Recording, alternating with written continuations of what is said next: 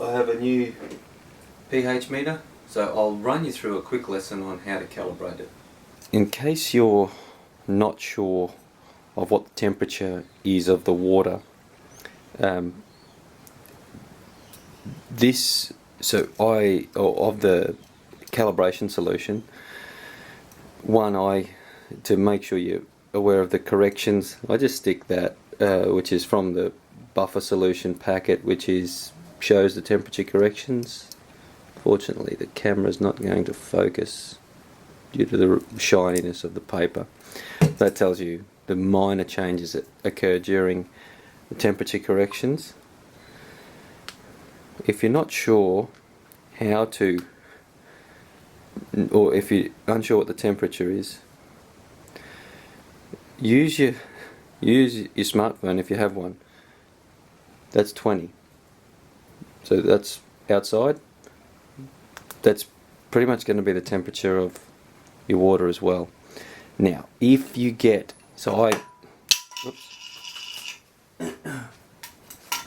now I label my lids, which so this is the 4.0 solution, and this one is the 6.86 solution, or 6.9.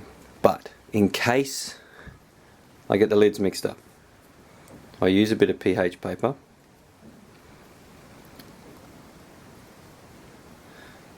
dip it into one or both, doesn't really matter, but rest assured the red side, being this one, is the acid.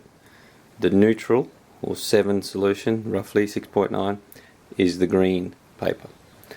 So that's how it works for that part. Now to calibrate, I have some, you can have, well, this is demineralized water, but you can use spring water. I don't recommend using tap water just because of the there's a little bit more of the ions in it, the calcium and magnesium ions in it.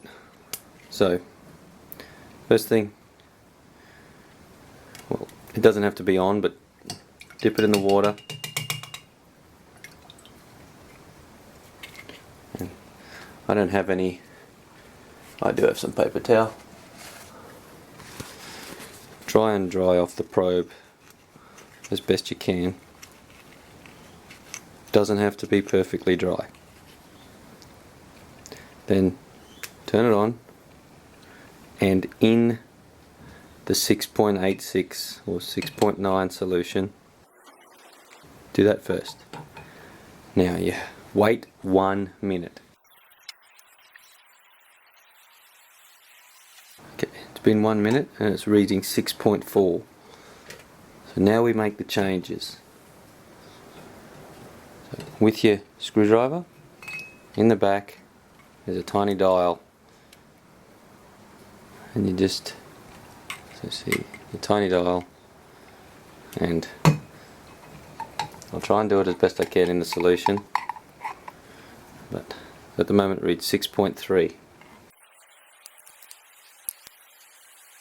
Now I'm wanting it to read 6.9 because at 20 degrees this should read 6.88, and it only goes to 1 decimal place.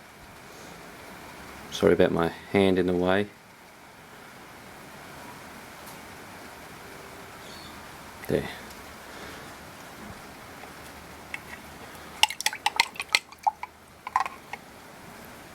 Now remember, when you make these adjustments, you can do it fast.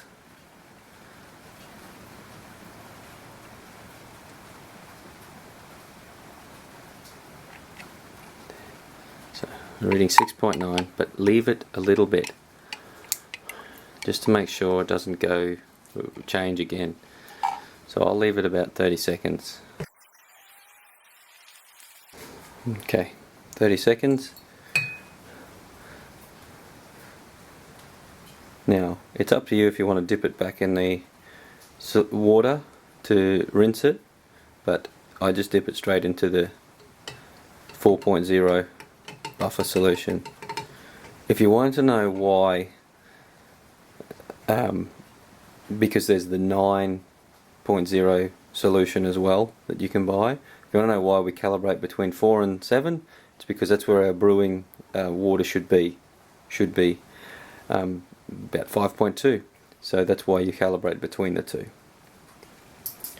Now 20 degrees, this should read 4.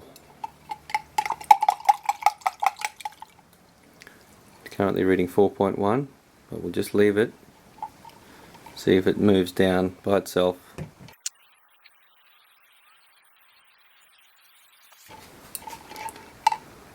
Okay, so it's not changing from 4.1. So I'm just going to, this is where you can adjust it again. There, 4.0.